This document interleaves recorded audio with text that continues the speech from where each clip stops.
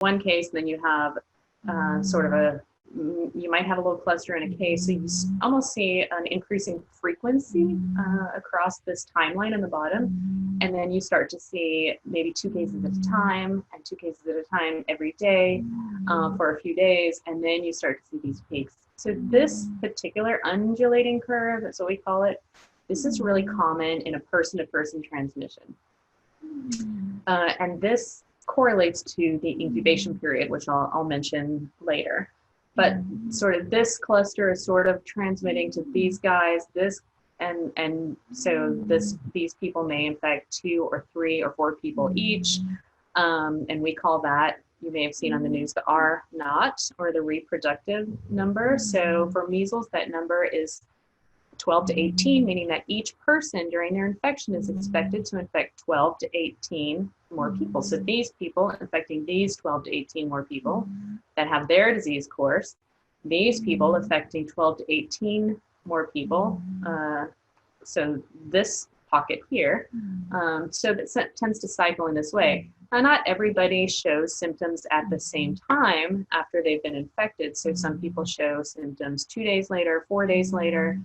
This varies, so that's why we don't see just sort of a bar standing up. So this represents sort of that interval when people tend to show symptoms after they've been infected. And then so that interval actually grows as more people start to get infected, and these valleys sort of become blurred. And then at some point, typically due to a public health intervention, those go down. So this would be vaccination, or say shelter in place, or isolation and quarantine, disinfecting surfaces. So these interventions is what causes this to go out. So by understanding what's happening here, we can decide what to do here to make those to make that disease frequency less.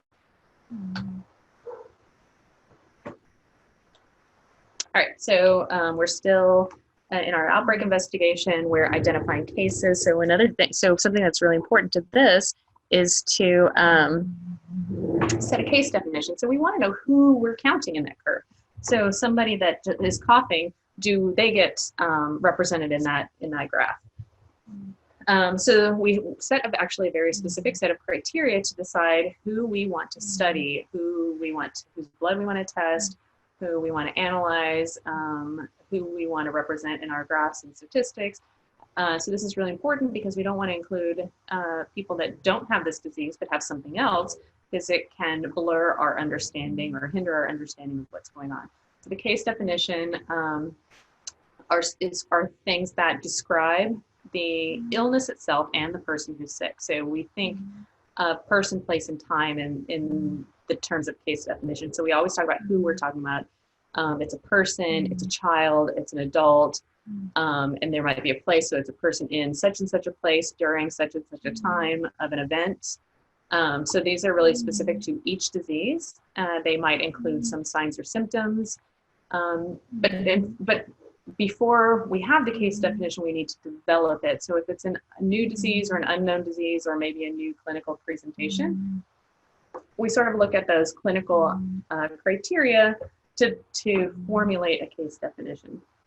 So we might talk to the clinicians, talk to patients, review reports or medical records. And so part of what we do is try to decide, okay, what are the predominant signs and symptoms? What are the predominant features of the people who are affected? How long do symptoms last? How quickly did it, and was its onset? And then we start to look for commonalities. So then we start to get into generating hypotheses about what's causing it. So what are the commonalities? Let's talk about possible sources, such as foodborne. Is it person to person? Is it water reservoir? Did it come from an animal? Let's think about possible transmission routes. So these, all of this data and sort of this evolution of the idea is taking us to possible transmission routes and how to intervene. So an example of a case definition might be, so a person with vomiting or diarrhea, and then we may define what diarrhea is because it's not the same to everybody across the world. In this case, in a particular outbreak, we would say these clinical signs with an onset date on or after, in this example, March 5th, 1998. So very specific because we will only want to include people in this outbreak for this example, in a student from the university scene at an emergency room or health science center. So this might be, this is an example of case definition that could be used in a foodborne outbreak or a diarrhea outbreak in a school setting during a defined period of time. So there might be baseline cases of diarrhea or gastrointestinal illness in the school or the community, but somebody has identified a peak in those cases, and trying to get at exactly what the heart of that peak is the purpose of this investigation. That's apparent to me from this case definition. So in addition to the case definition and identifying patients, we also have laboratory data. So do we know what the pathogen is that's causing the illness? So in the case of diarrhea, this can be caused by all classifications of agents. So it can be caused by bacteria, by virus, by fungus, by parasites, can also be caused by other agents as well.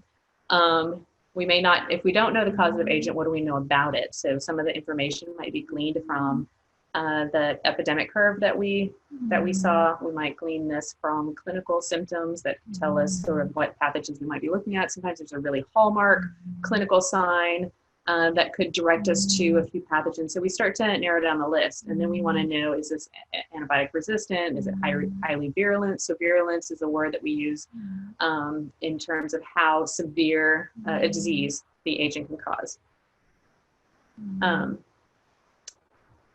And then we might need to do some research. And also we might need to do some testing of blood, feces, urine, sputum, all sorts of things.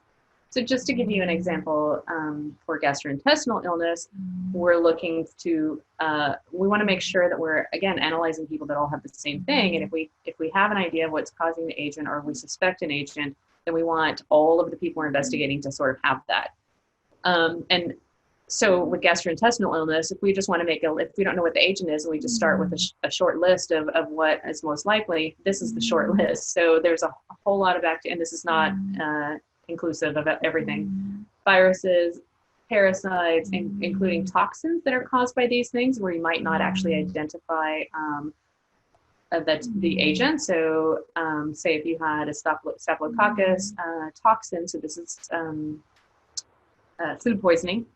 So you might have a toxin, but not necessarily have the agent there, and then that toxin actually can be spread throughout the food.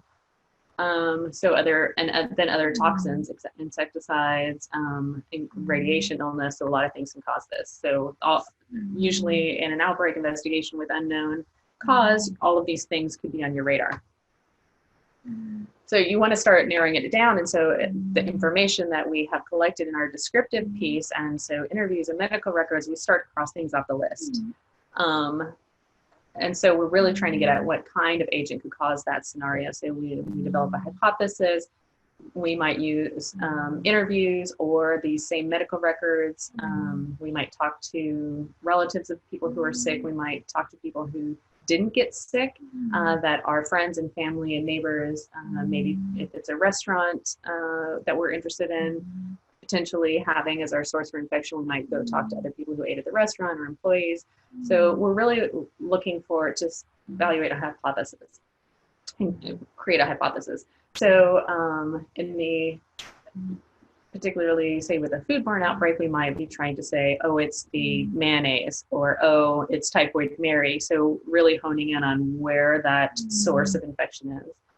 And then we typically require laboratory confirmation to evaluate our hypotheses. So just as an example of a form, we might collect symptoms. We might talk about how quickly the illness passed. We might talk about how quickly it onset, if there was laboratory testing done. So these are interview forms. We would ask, where did you eat? What did you eat? Was it breakfast, lunch, and dinner? And believe me, going back asking somebody what they ate is a little bit tough if we're backtracking a week or two.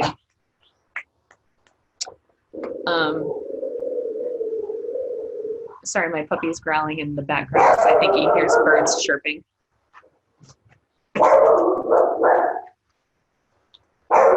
Hey, hush it. Hush. Peanut, go downstairs and go look. I need you to hush. Go. Go look.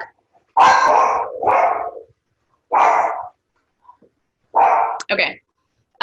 So then finally, during the outbreak investigation, and there are more steps in here that I didn't go into detail with you guys, but really a control and prevention is our goal, right? So, so we decide if we need to quarantine people, throw away bad food, treat somebody who may be a carrier or a reservoir, clean out the ice machine from the pink slime that we always hear about on the news. So basically we're trying to prevent other people from getting sick, and then we communicate those findings. So it might be something that we need to let the public know about, and we might need to put it out for scientists and researchers so that other people are aware of what happened and how what the steps were. So just want to talk to you guys a little bit about the coronavirus situation. So lucky for you guys, and I'm calling this a silver lining, we have this this evolving situation in 2019, 2020 that we can use to talk about infectious disease epidemiology. So we had, you guys may not remember early January, late December, but I certainly do remember hearing reports of this pneumonia. So pneumonia in China. And before semester started and I was on vacation, and I heard about these pneumonia cases happening. And so the fact that it was making news made me think, okay, this is something worth investigating, because pneumonia is one of those things that's endemic. It's caused by a lot of pathogens. So to have a sort of a cluster outbreak of pneumonia where they were just saying pneumonia, they weren't calling it viral pneumonia or bacterial pneumonia or saying what the cause was, certainly told me as an epidemiologist that this was something going on. And that people there, scientists and epidemiologists and officials there, thought something was going on. So, so the information in early January was that there was located in this region of China, so Wuhan, there were 41 cases total of pneumonia that had been clustered together. That was an unusual number for them. They had deaths due to this pneumonia. They had severely ill. They had hospitalized people, and they thought that they had 12 recovered. But this was clearly a new situation to them. Also, at that time, still early on, there were a few cases, so first only in Wuhan, and then there was a case reported in Japan, as well as a couple in Thailand. So whether or not those were related was unknown. So think back to the number of cases that we expect. So if we have a cluster of pneumonia that looks similar, and there's one over here that looks similar to those, and there's one over here in Japan that looks similar to those, that suggests that we might have spread. It certainly would be unusual for everybody to have the same pneumonia across different geographic regions. These geographic regions are close enough that there could be travel associated transporting those diseases across water, but we don't know. So at this stage, certainly people started to be on alert, and we didn't know. So there was a paper that came out. Oops, sorry guys. So the first paper that came out about this disease was in late January, or maybe the very beginning of February. And so this is the first 41 patients, so that cluster in Wuhan. And what we knew were that these were all pneumonia cases. So these were all cases that were severe and in the hospital. So what did we know about those? That predominantly they were occurring not in children, and it looked like 25 and above. So the bars being all of the cases, and this is by age group, and then the blue is the general hospital, and the red being intensive care units. So we saw the difference here that we can pick out from this descriptive piece is that these 65-year-olds, although they weren't mostly over the age of 65, that intensive care unit versus regular hospital proportion was about half and half. So that was alarming because intensive care unit individuals then have more severe disease and they may be prone to death. So what else I noticed from this is that, but most of the disease happened between ages 25 and 64. So most of the disease happened in a young, presumably healthy population, or normally a healthy sector of the population. But their ICU admission likelihood was lower. So here's the epidemic curve, and so so here's the beginning of December, and then here are a few cases, and then we really start to pick up here. So by the end of December, there was an epidemiologic alert issued, so that's to the world. So they had an early hypothesis that these cases were originating at the seafood markets. So they analyzed that here, or they showed us here the number of individuals. So remember, each bar here, each column is the number of new persons detected on that day. And then, so the red here is, did I have exposure or not to the seafood market that we're suspecting? So the first case, in December 9th, they still don't have any link to the seafood market, but it looks like most people did have link to the seafood market. So I'll show you a little bit more here on this paper. So remember, we're still thinking of a case definition because we don't have one at this time. We know that there's pneumonia because clinicians have diagnosed pneumonia, and the way this evolved and the way many epidemic investigations evolve is clinicians saying, why do I have so many patients with X presentation or X disease? And this happens a lot. So physicians thinking, why do I have 4 patients with pneumonia this week when normally I might have 0 or 1? So, and then they start talking to each other. They might call their public health authority and decide, help together decide if something unusual is happening.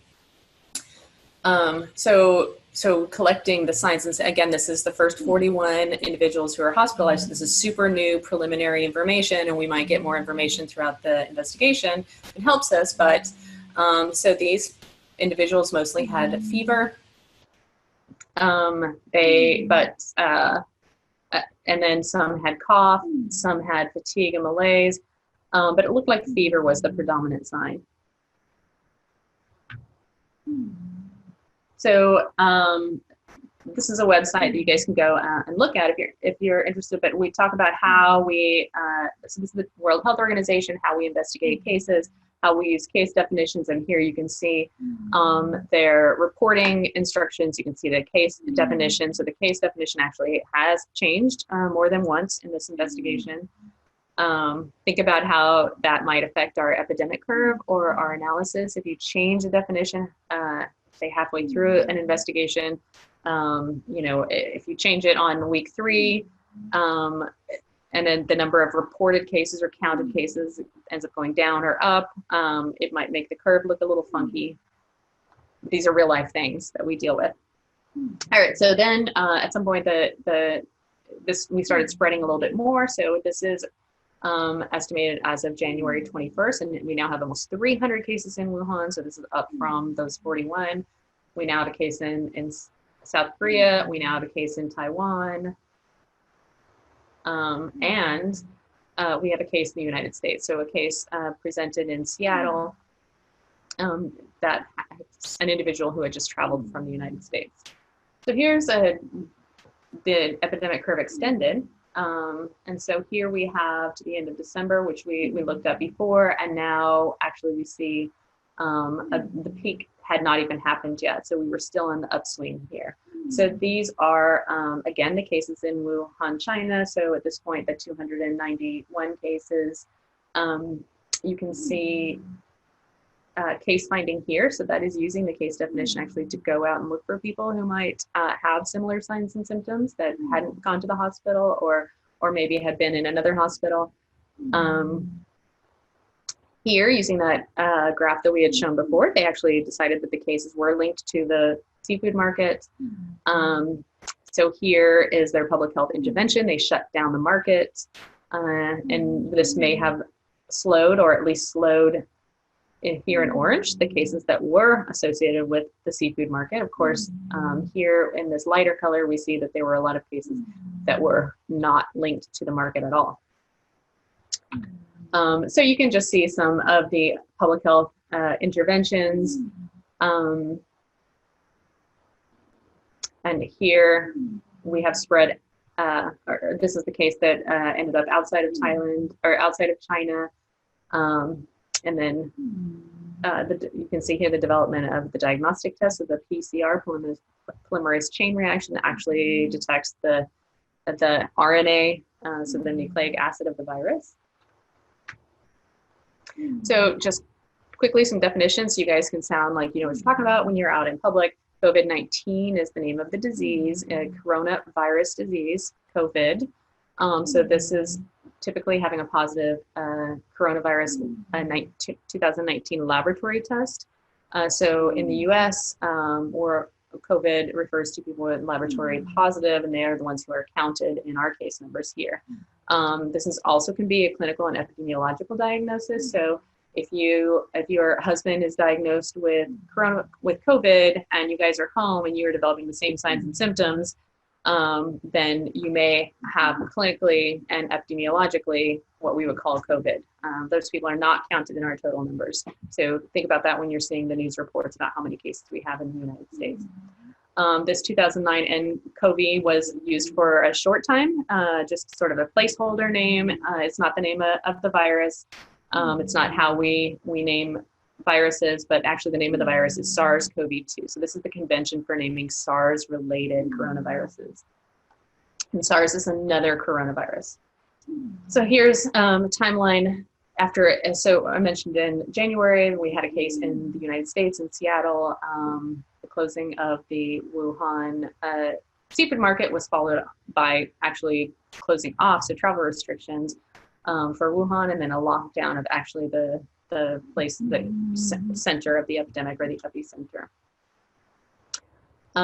So this was not known to be transmitted from person to person at this time, or hadn't actually been documented. So that was first, it took some time to document that case in China, or that situation in China, and this was linked to sort of a family cluster of cases that didn't have exposure to anything but each other, that could be responsible for that. So that was sort of a new development of the disease. And then when we saw that outside of China, remember I talked about not necessarily calling it a pandemic if somebody traveled to a new place, but really some people, some epidemiologists prefer to wait and call it a pandemic after that transmission becomes apparent in the new location. So once we had human-to-human transmission outside of China, that really concerned people that those travel-associated cases could turn into clusters and outbreaks of their own in other countries. And that's exactly what we have seen in the United States after January.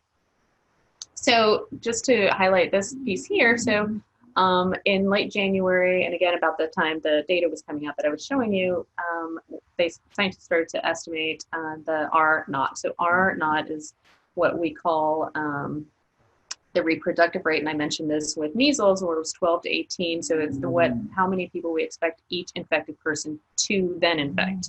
So for measles, that was 12 to 18. For influenza, it's we typically think it's slightly less than 2, so it might be 1.7. So for coronavirus, at this time it was estimated at 1.4 or 2.5. That estimate actually now is closer to 3. This number can change throughout the course of the epidemic, though, because we don't know until it's over actually what that average number was. So case fatality rate, remember we talked about the older individuals having more severe disease. So case fatality is the number of individuals who die due to a disease out of the total number of individuals who have the disease. So in this case, the proportion, so above 80-year-olds, the proportion of deaths among everybody with that disease is 15%. And so this is why we talk about protecting our older individuals from coronavirus infection, because they are really the ones suffering the higher mortality. And so, we don't have any young children. So this is unlike influenza. Remember, we talked about the older and the younger being most affected by the influenza virus, and our children seem to be protected. It doesn't mean they can't pass it on, but they seem to be protected from severe disease and from death. So coronaviruses are not new generally as a family. They have caused diseases in the past. They have caused two epidemics that were important, MERS-CoV and SARS-CoV viruses.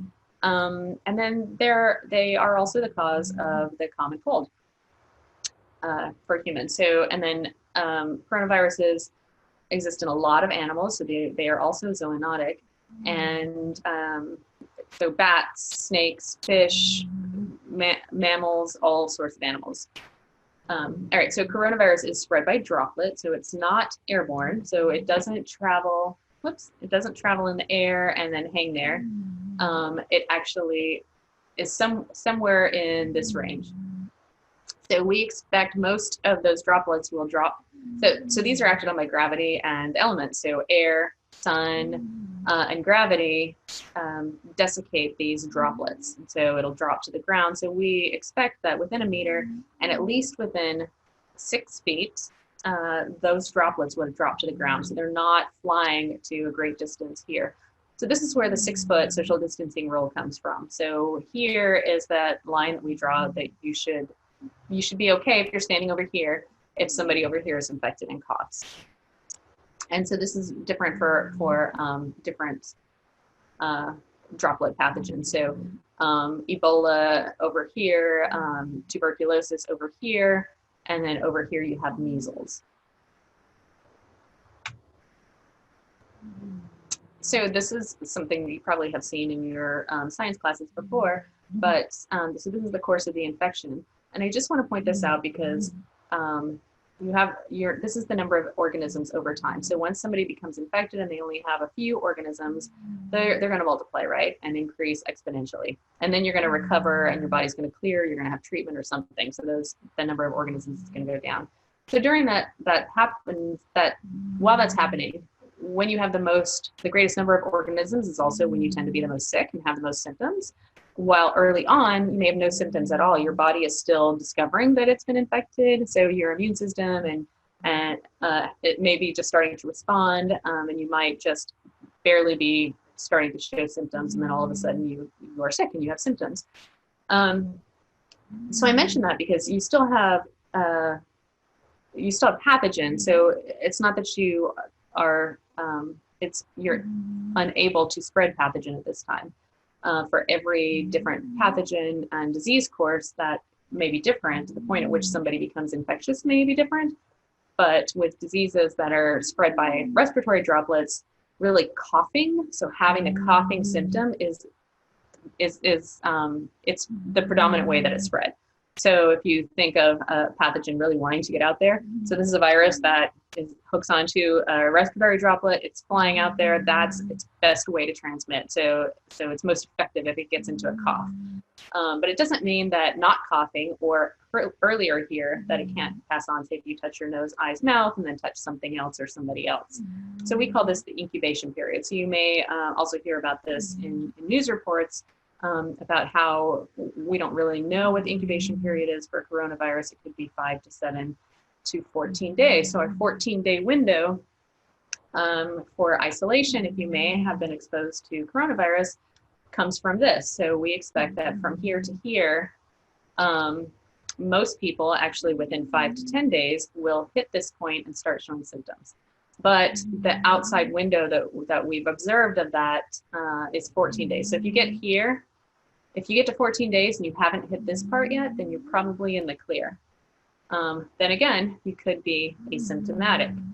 So not every person shows symptoms, and this goes back to sort of that host-agent environment interaction as well, and how a person responds to the pathogen is not the same for every person. So we might have both undocumented infections, so those who are mild and never develop severe symptoms, and we may have asymptomatic spreaders out there spreading this disease.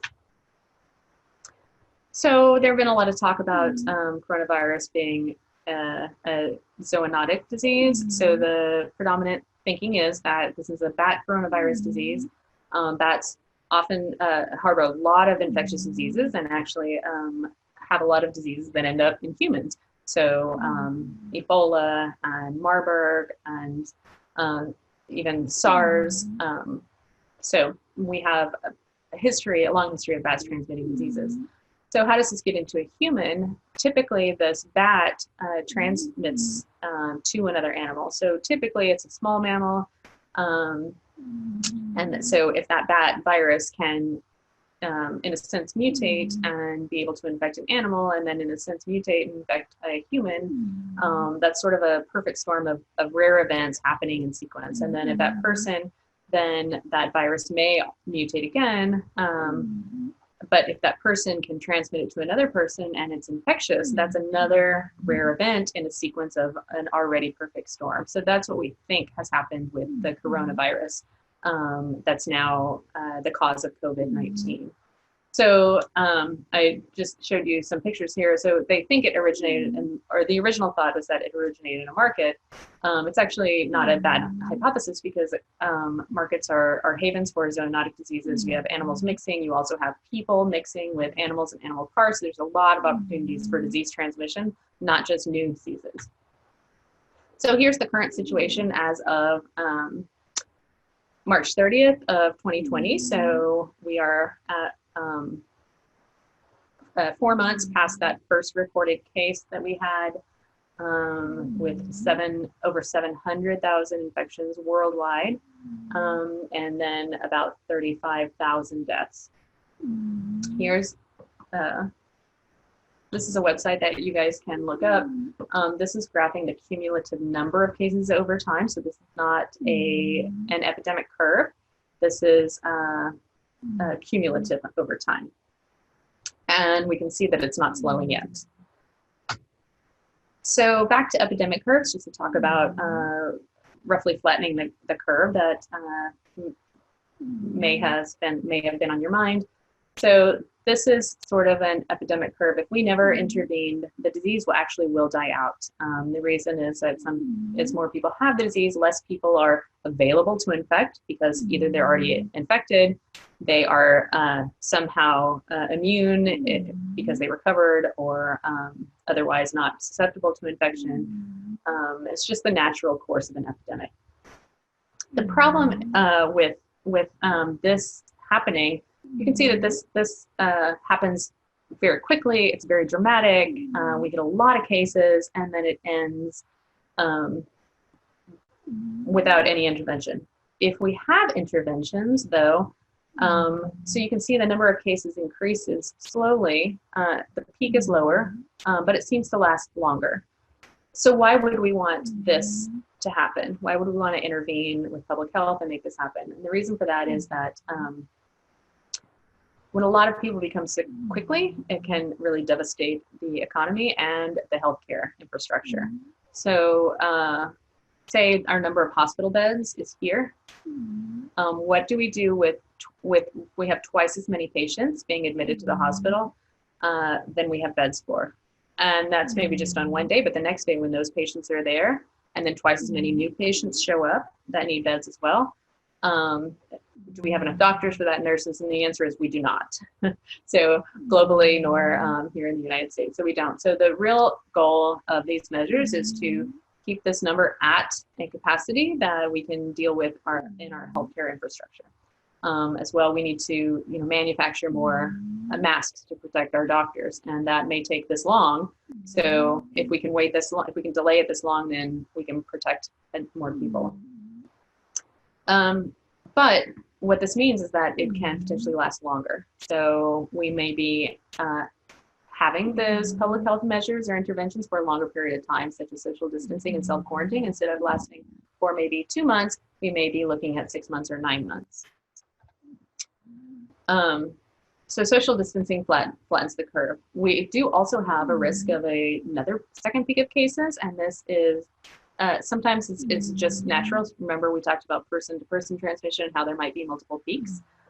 It also, if we lift off those restrictions too early, such as if we say, all right, everybody, we don't need to social distance anymore, everybody continue their normal life, Remember that there are still potentially people in the population who haven't been infected and who are not immune and who are susceptible to disease. So that could be a second peak, a second wave of sick individuals.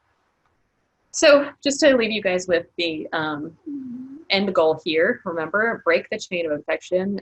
This is hand washing, this is social distancing, this is barriers such as masks and isolation.